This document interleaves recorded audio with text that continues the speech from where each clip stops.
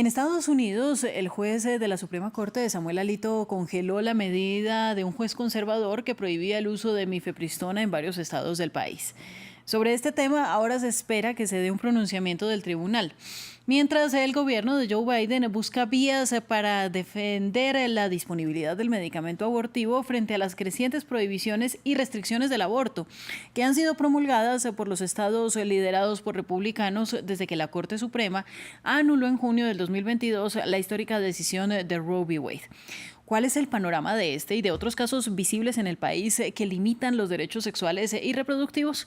Pues vamos a comentar este tema con Elida Cabrera, quien es directora senior de campañas y programas de incidencia en Women's Equality Center. Es abogada, además. Gracias y bienvenida. Elida, mire, quiero comenzar preguntándole, después de que un juez republicano prohibiera el uso de mifepristona y que un demócrata contradijera la orden, pues esta es una pelea que ya llegó hasta la Corte Suprema.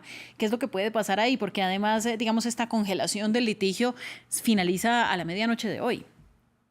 Sí, es una situación muy preocupante. Lo que estamos viendo es una restricción total de todos nuestros derechos y del acceso a nuestros derechos reproductivos y a los servicios de salud. Y hablemos claro, la mifepristona es segura y eficaz y ha sido utilizada por los últimos 20 años por más de 5 millones de personas alrededor del mundo y bajo la aprobación de la FDA.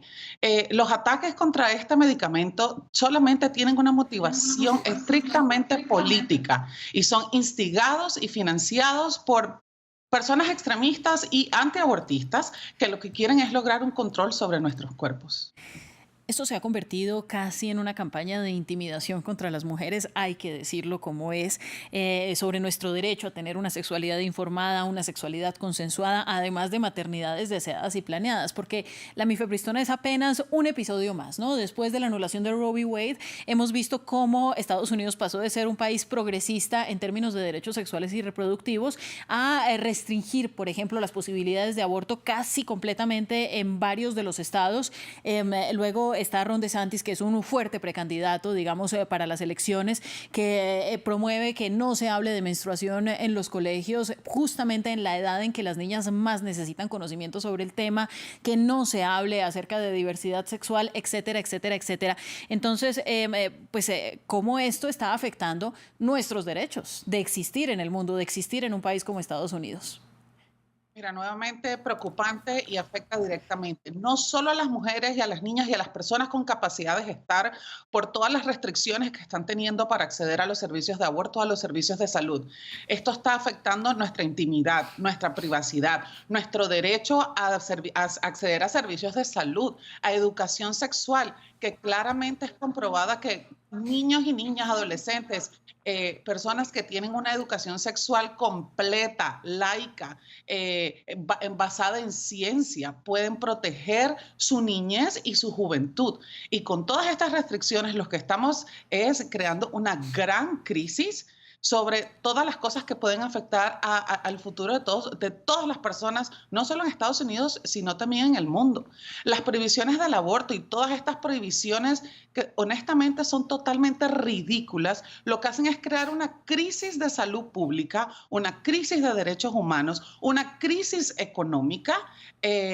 Y en América Latina hemos visto muchas veces las nefastas consecuencias que estas prohibiciones tienen y cuáles son los outcomes, qué pasa luego de que las personas no tienen acceso a servicios de salud, a servicios de educación, aumenta la pobreza, disminuye la capacidad de esas personas de desarrollar su personalidad en la totalidad y de ser ciudadanos de primera clase. Bueno, Y eso es lo que estamos viendo como un futuro muy, muy tenebroso en Estados Unidos. y hemos de ser muy claros, Elida, en que al final estas medidas no frenan las decisiones de aborto o cualquier otra decisión sexual y reproductiva de una mujer. Lo que hace es aumentar los niveles de riesgo y además al evitar que, por ejemplo, la mifepristona en el caso de Estados Unidos llegue a algunas partes del país, pues esto simplemente va a limitar las maneras seguras que tienen las mujeres del acceso, por ejemplo, a la interrupción del embarazo. Ahora, lo que sí le tengo que preguntar es cómo estas políticas regresivas, de las cuales Florida es un gran ejemplo, como no digas gay o no hablar de la menstruación, mueven aún así tantos votantes, se han vuelto tan populares en el país? Esto más allá del activismo, más allá de nuestra propia opinión, ¿usted por qué cree que han sido tan bien acogidas estas medidas por algunos sectores de la población? Mira, yo he estado leyendo varias encuestas, especialmente en Florida, y he visto que el 61% de las personas en Florida no están de acuerdo con la prohibición de 6 semanas que se está trabajando. La mayoría de las personas en Florida no está de acuerdo a la prohibición y a la restricción de sus libertades y derechos, sobre todo la privacidad. Lo que pasa es que creo que hay un auge grande de desinformación, hay un auge grande de poner a todas las cosas en un extremo. Las personas no están conversando y creo que es importante poder conversar con las personas, poder escuchar cuáles son sus puntos de vista, cuáles son sus miedos, sobre todo en casos de cosas que no conocen. Yo, en el trabajo que hacemos diariamente, hemos visto cómo conversar, cómo escuchar a las personas y poder entender dónde están, de dónde vienen y cómo poder extenderles una mano amiga informativa. Ha ayudado a cambiar muchísimas las perspectivas de las personas. Pero honestamente, y lo vimos en las últimas elecciones, estas prohibiciones no son populares en todos los Estados Unidos, ni siquiera en estados que hemos catalogado como conservadores. Bueno, es Todas las que iniciativas de ballots que hubo en las elecciones anteriores perdieron y todas eran pidiendo una prohibición de algún tipo o en algún nivel sobre el derecho al acceso al aborto. Entonces estamos viendo que estas restricciones no son populares y que simple y sencillamente están siendo utilizadas en una guerra política que se va a afianzar más mientras más nos acercamos a las elecciones del 2024. esto finalmente fue lo que detuvo la gran llamada marea roja en las elecciones de medio término.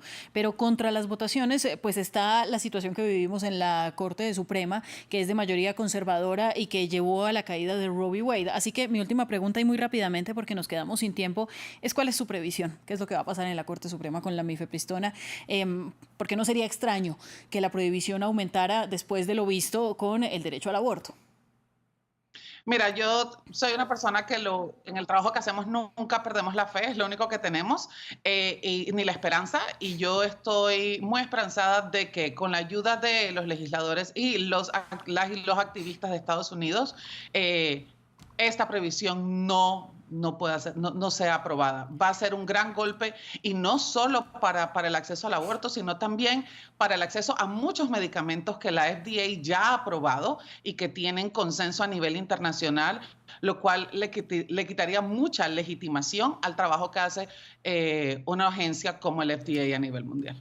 Pues sorprendentemente, mientras que Estados Unidos va en retroceso, América Latina parece que va hacia el progresismo. En Argentina, hace pocos días fue aprobado el uso de este medicamento para la interrupción del embarazo. Gracias a usted, Elida Caballero Cabrera, directora senior de campañas y programas de incidencia en Women's Equality Center. Que tenga un feliz día. Gracias, igualmente. A nuestros televidentes, sigan en France 24, ya volvemos con más.